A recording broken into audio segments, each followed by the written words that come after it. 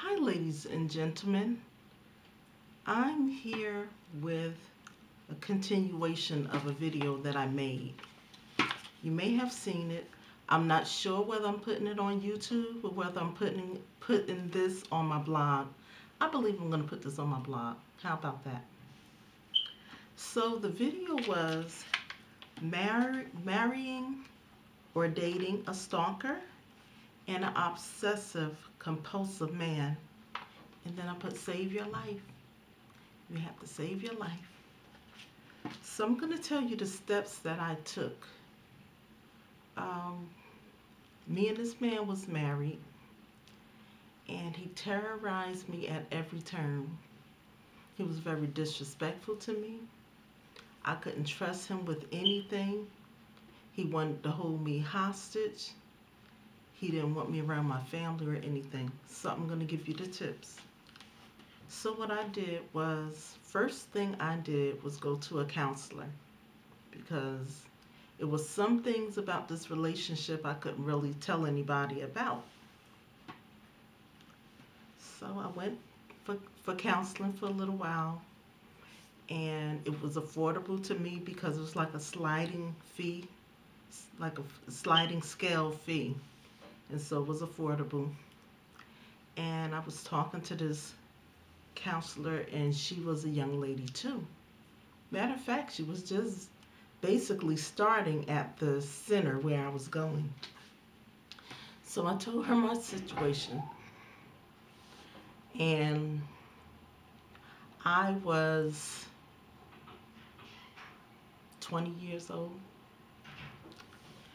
And so I explained to her all the things that was going on, and she was really, really shocked.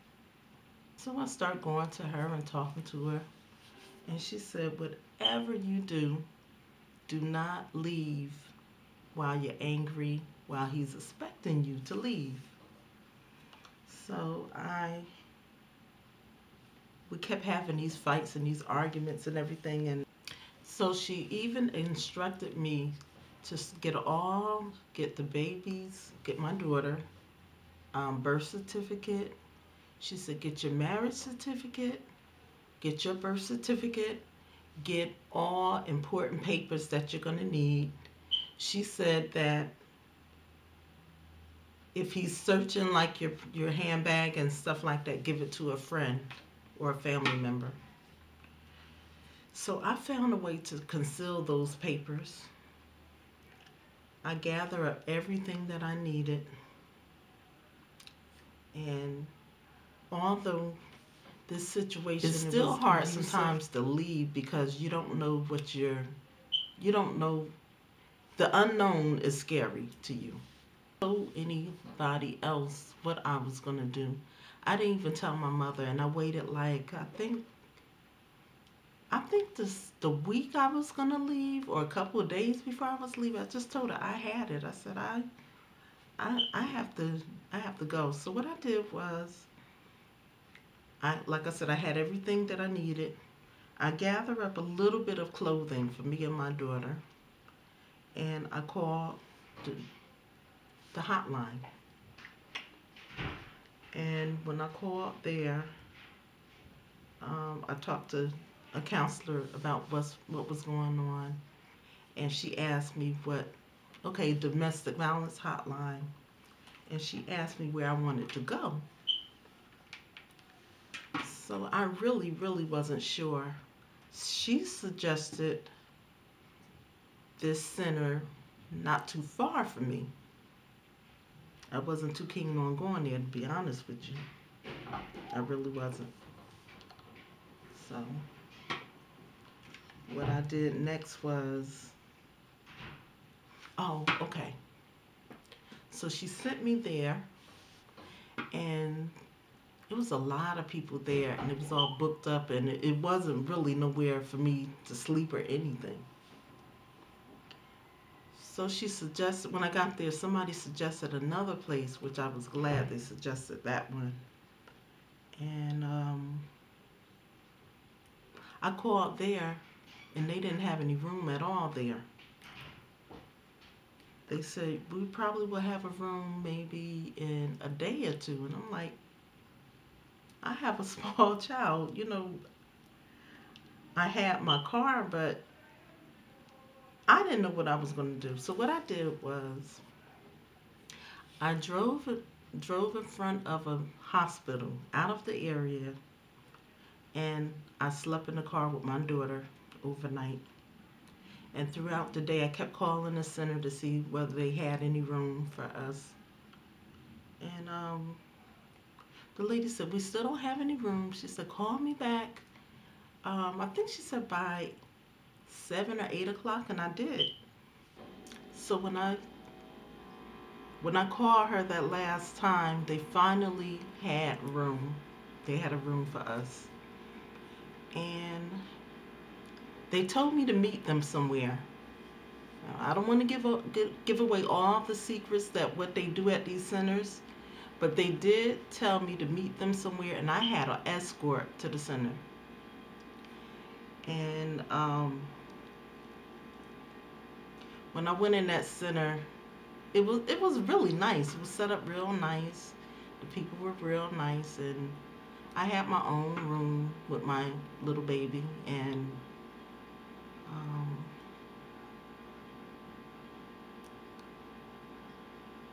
I had to talk to them. They let me sleep that night, and then when I got up, they talked to me and asked me what happened and did all the paperwork and everything. And at the time, I was working, and so I was going back to work. So I went back to, I think the next day, or no, not the, was it the next day? A few days after I went back to work. And this fool was following me in his doggone car. He was telling me to get out the car. He was banging on my car window, was going to break the window and everything. So at that point, I decided, I said, if I'm getting out of this, job or no job, he's never going to see me again. So I called the police. Of course, he ran off by that time.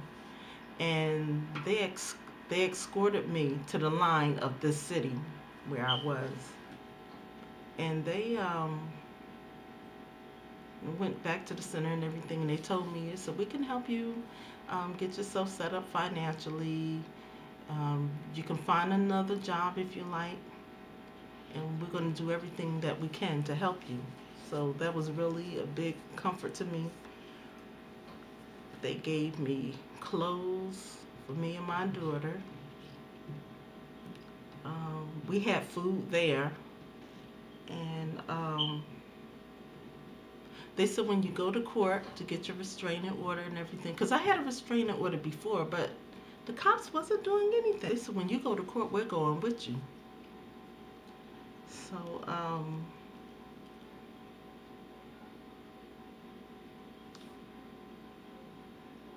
they was really, really helpful.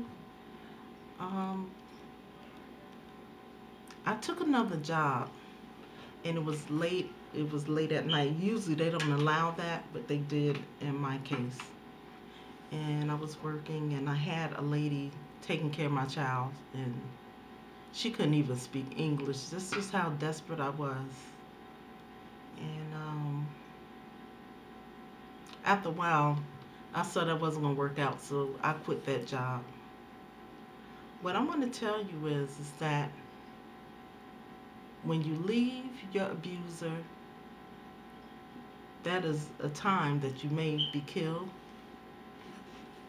It's a time that you're going to have to make some decisions that you never had to make. After a while, I was willing to almost do anything.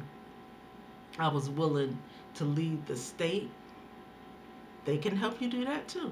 There was women there out of state staying there.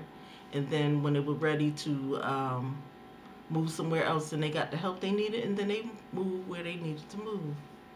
And so long story short, because I'm dragging this on, but what they did was they really helped me I was able to find an apartment way out of town where my husband didn't know where I was, it was somewhere that I know he wasn't going to be. And I moved there, and we had some tough times, but my life wasn't in danger.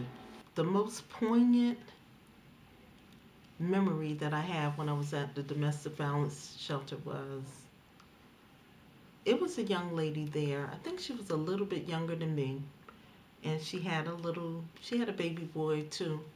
And when she got to the center, she went in the room. She couldn't speak English. She went in her room, and she was just tearing up the room. She was hitting the walls, the bed, everything. She was just tearing that room up. So it was a counselor there, and she had become kind of friendly with me. She was really nice. She was young too. And she said, why don't you go in the room and talk to that young lady?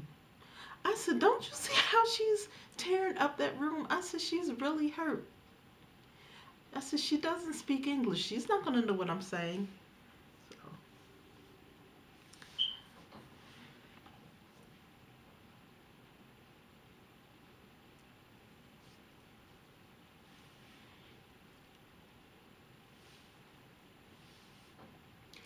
I didn't mean to cry off this because it happened so long ago.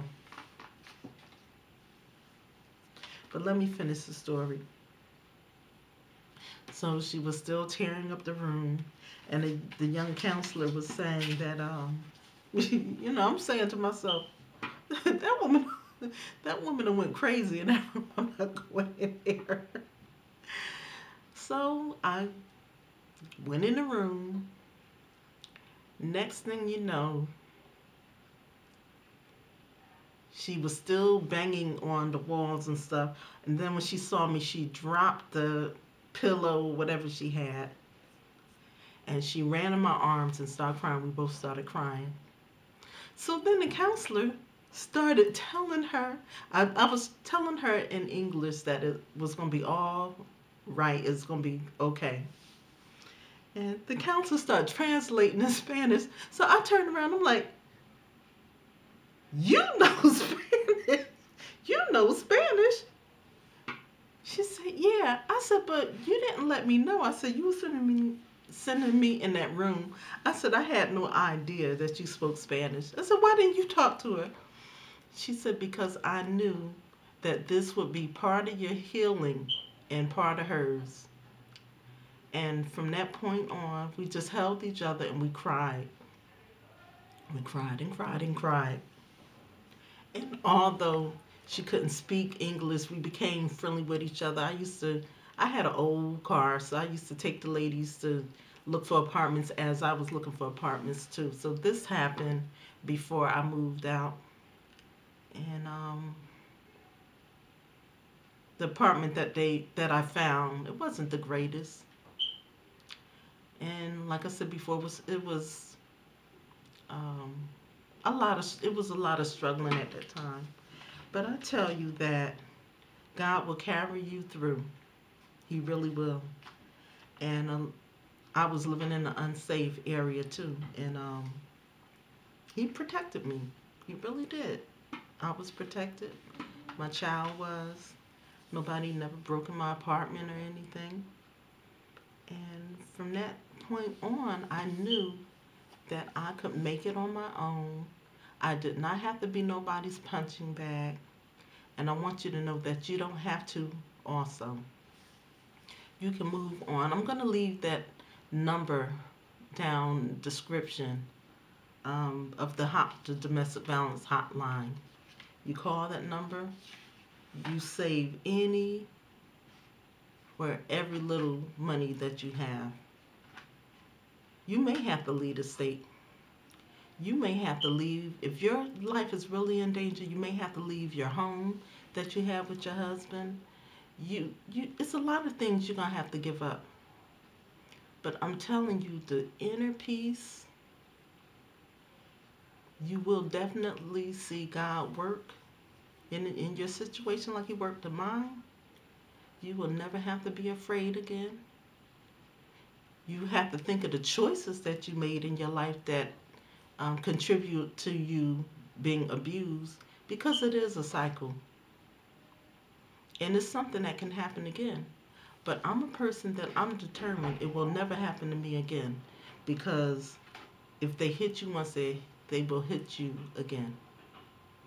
And I want you to take my story as an example. That was 29 years ago, 28, 29.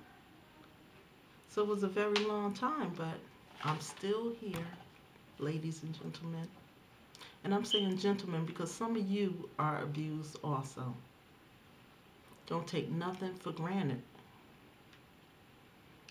You don't have to live this way. The choices are yours. Save your life. Save your children's life.